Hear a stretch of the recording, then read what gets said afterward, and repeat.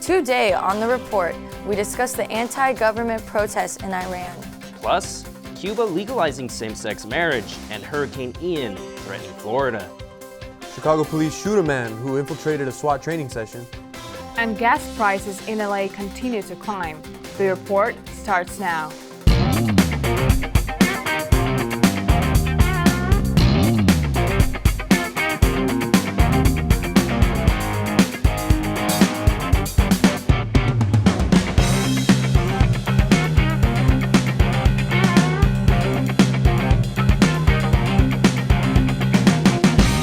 Hello, I'm Amanda Nemec. I'm Enrique Medina. I'm Anthony Bautista. And I'm Elmira Darmanian. Don't forget to follow us on Twitter at the Report CSUF or on our Titan TV Instagram at Titan TV CSUF to keep in touch with us and view our new content. Large anti-government protests continue across Iran's 40 cities, including the capital of Tehran, and more than 1,200 people have been arrested. Many citizens of Iran rallied against the government of Ayatollah Ali Khamenei and President Ibrahim. Following the death of 22-year-old Masha Amini, who died last week in the custody of Iran's morality police, a notorious unit that enforces compulsory headscarf laws. On September 13th, Amini was arrested and allegedly beaten by officers for refusing to wear a hijab. She was then admitted to hospital with a significant brain injury, although the state police reported that she had a heart attack. Amini was in a coma until she died on the 16th of September. Since then, Amini's suspicious death has become a symbol of the violent oppression women in Iran have faced for decades. The protesters have been met by police with live ammunition, tear gas, and water cannons, leading to injuries and deaths mounting fast over the last week.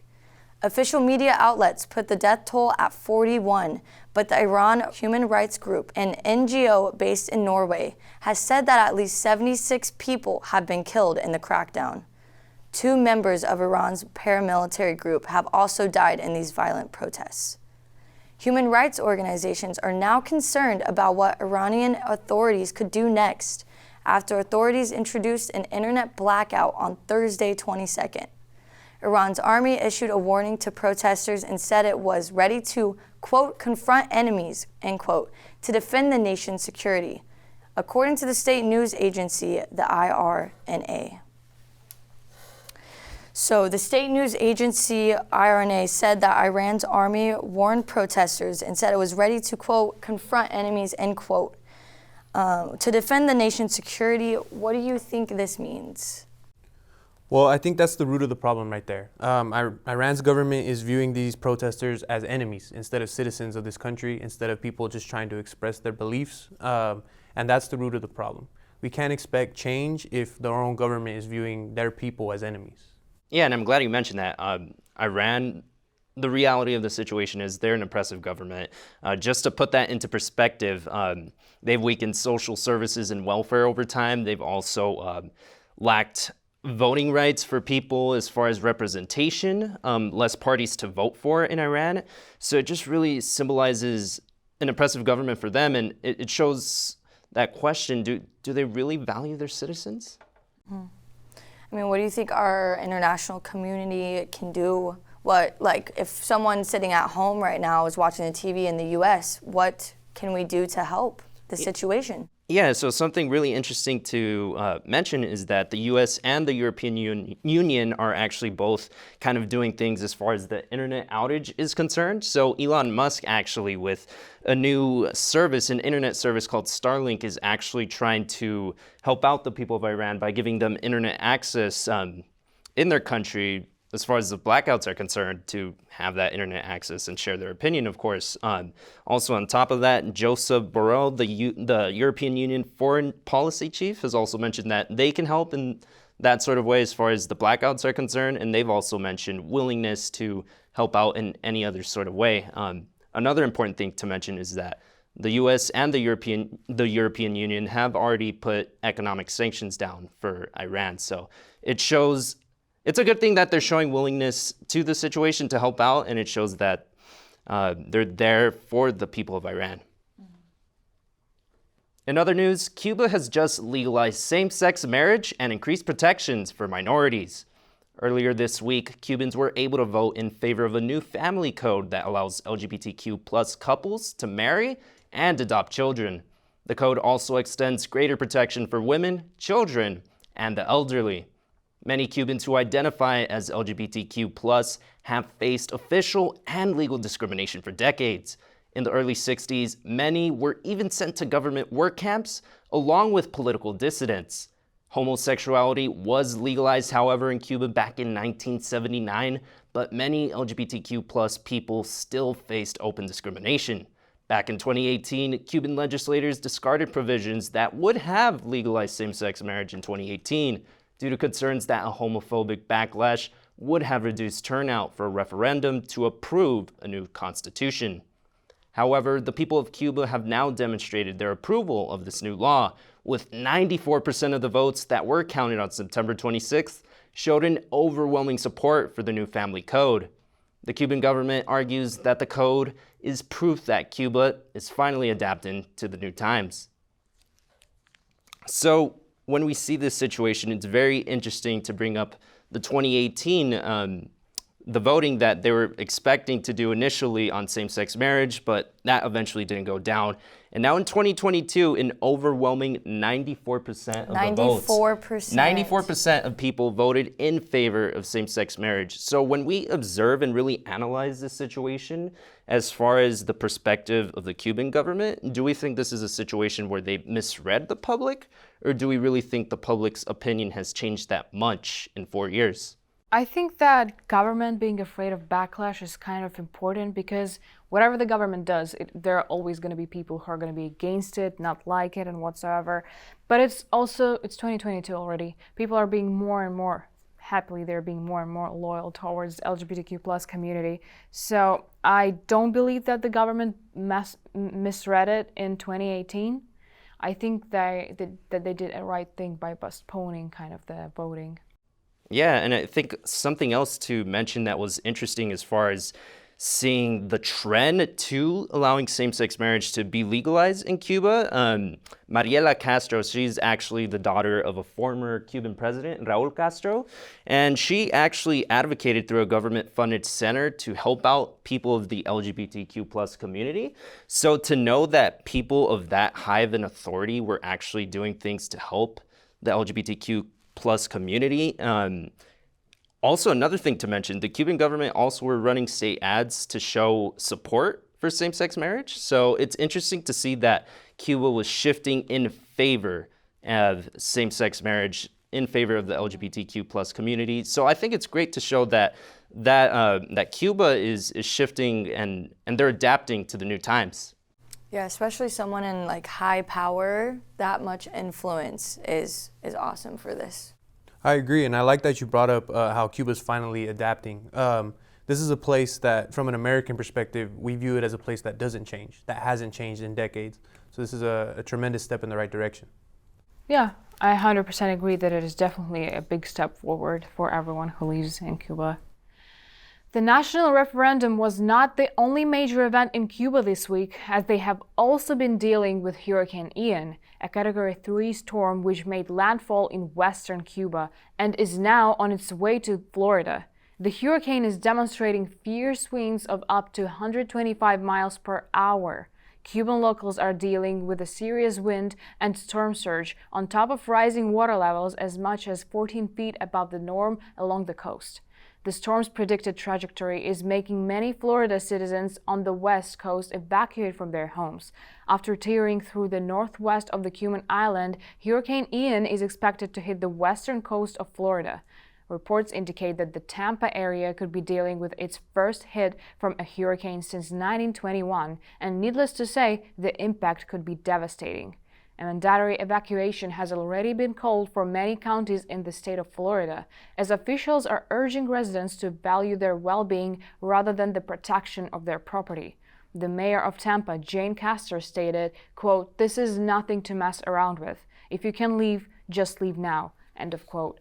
Further evacuation orders are expected to come for counties north of the bay, inland, and some south of the bay. We certainly hope the damages are kept to a minimum and that no casualties occur as the people of both Cuba and Florida ride this storm out.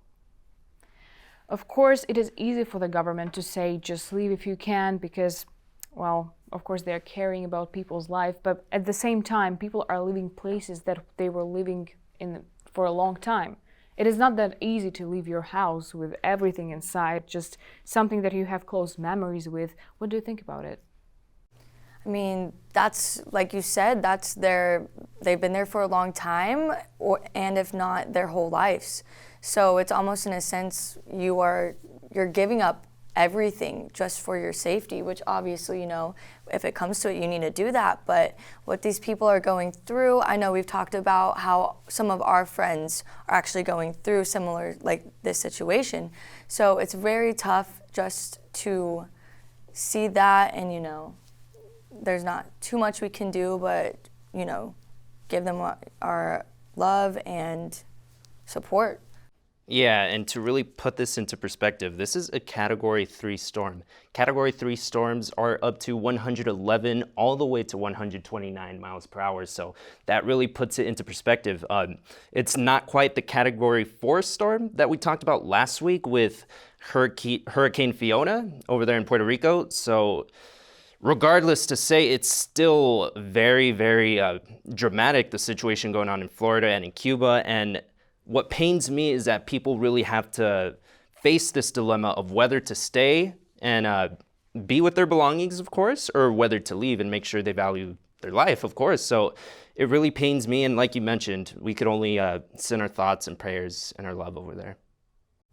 I'm glad you brought that up. I feel the same way. My heart is with everyone that's been affected by this.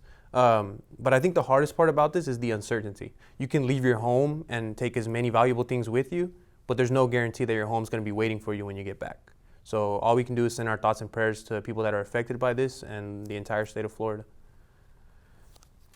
In Chicago, an unidentified man managed to infiltrate a SWAT training session on Monday, the 26th, with severe consequences. What was supposed to be routine training quickly shifted into a real-life, dangerous situation for the Chicago SWAT team. At the Homan Square police facility, the unnamed individual had climbed his way up 5 stories on a fire escape before entering the training room. Upon his arrival, he grabbed at least 2 guns and pointed them toward officers on the scene. The firearms were fortunately not loaded with live ammunition. However, the police still shot the armed suspect, leaving him hospitalized with non-life-threatening injuries. According to the Chicago Police Superintendent David Brown, the incident began when the man in question approached the police facility inquiring about where he could retrieve his lost personal property. It is yet to be revealed why, but the man decided to climb up to the 5th floor to gain access into the station instead of using the normal means of public entrance. Superintendent Brown said, quote, "There is SWAT training occurring on that 5th floor and the exterior door is propped open because there's no windows or ventilation on that particular floor. These were guns that were being watched, and obviously someone coming from a stairwell outside startled everyone," end quote. The Civilian Office of Police Accountability will be conducting an investigation into the shooting, and hopefully we'll learn more about the suspect going forward. So now my question to you guys is, what if those guns were loaded? Do you think this presents more of a security question on the hands of the Chicago SWAT, or do you think this is more of why did that person climb up the firewall? Yeah, and I think in this whole situation in general, there's way more questions to ask than actual answers are concerned. One of my questions in particular is in regards to the facility. So as far as the story details are concerned, we hear that this occurred in the 5th floor of just a regular building. I was actually looking at the building beforehand. I saw some video and some pictures of it, and it looked like just your regular old building. When you think SWAT team training, you think something probably more out in the open field, somewhere very spacious, somewhere with nature, somewhere very private and secluded. So I think more than anything, I asked the question more in regards to the facility, more so than the weapons. Why are they training here? And there's no windows. No windows. No ventilation. Well, yeah, we definitely have more questions than answers at this point. And also, as you've mentioned, people, I don't know anything about SWAT, but if you do the training, it's dangerous And I would rather do it in the open field where there are no people around that are not supposed to participate in it, just in case. Who knows what can happen? This situation is something that like shows what can actually happen, which nobody will expect. So yeah, just try and take it more seriously and with more responsibility. What do you guys think about the method that they used to apprehend the suspect? Do you think they were right in shooting him, or do you think there was another way they could have gone about it? Yeah, I really think it's a complicated situation. Obviously, we know the details that he did have a gun in hand, so maybe there's that question like, he kind of did it to himself, but also, should that really be the first thing the SWAT, as far as the SWAT team's perspective, should that be their first actual call to action? I personally think it shouldn't be. I think a better way to have handled that situation in particular would have been to give in some sort of orders and then maybe tackle him down or make sure just move the gun out of the way. I understand why that was their first action, because he had a gun in his hand. So I understand that reasoning, but I think it could have been handled a little bit differently. I would like to disagree just a little bit, just for the fact that it is kind of a weird situation of someone is, having these intentions and climbing to like a 5th floor building. I mean, that's a pretty clear intent of what you're trying to do. And he obviously was trying, to violently do something. Obviously, killing someone is not the first reaction anybody should have, but these people are trained for that sense in order to protect people and protect themselves for self-defense. And luckily, I think they handled it very well, just in the fact that it mentioned that he was still alive and there's no serious life-threatening injuries. So in that case, overall, nobody really, got too hurt. Handled it well. NASA has successfully slammed their own spacecraft into an asteroid. Now you may be wondering why NASA would deliberately crash their own expensive space technology directly into an asteroid, but it all actually went according to their plan. Spacecraft DART, otherwise known as the Double Asteroid Redirection Test, was designed for the sole purpose of colliding with the asteroid known as Dimorphos. The international collision, which took place about 6.8 million miles away from Earth, was humanity's first asteroid deflection attempt. Dimorphos was in no way at threat of impacting our planet, but the information gained through DART's success may allow us to develop techniques in order to protect Earth from future hazardous asteroids. In 2024, the European Space Agency is planning to collaborate with NASA's own mission by sending their own spacecraft, Hera, toward the orbit where Dimorphos is located. Ian Carnelli, the Hera mission manager, stated, quote, "The results from DART will prepare us for Hera's visit to the Didymos binary system to examine the aftermath of the impact a few years from now. Hera will help us understand what happened to Dimorphos, the first celestial body to be measurably moved by humankind," end quote. Images and video feed are available online if you'd like to bear witness to the astronomical accomplishment.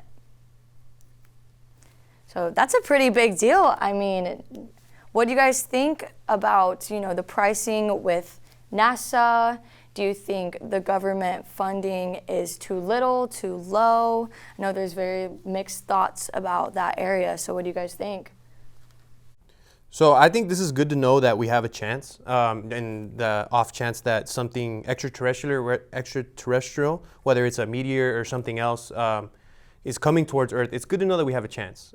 This isn't a guarantee, this isn't a safety blanket by any means, but it gives us a chance, and that's a little bit assuring. Kind of gives us hope, for space exploration. Yeah, and also one thing I do want to mention, just to put the financial and economic statistics into perspective, NASA, it's only about 0.5% of the US actual total budget. Obviously, that's still a lot. That's still trillions of dollars, but that's only 0.5%. It's not even 1%. Not though. even 1%. Yeah, 1% out of 100. Yeah, I personally think it's cool. I'm cool with that space technology exploration because in case of a potential catastrophe, we're prepared. Right. Gas prices in Los Angeles County continue to rise again due to supply issues at refineries on the West Coast and a Midwest after a 98-day decline. As of late, a gallon of regular fuel hit $5.84 in the county, and that is up 5 cents from the day prior. The rise in gas prices for Californians comes after Governor Gavin Newsom and other lawmakers reached a deal for a $9.5 billion tax refund program aimed at helping motorists find financial relief as they were paying upwards of $6 per gallon of gasoline at the pump. Many of the residents in California who qualify for the gas price relief program could see a one-time payment of up to $1,050 between next month and January. Gas prices on the West Coast, Great Lakes, and Plain States could see prices spike another 25 to 75 cents per gallon until issues have been resolved. And with that, that's all we have time for today. Have a good week, everyone. And stay tuned for more news, views, and info. We'll see you next time on The Report.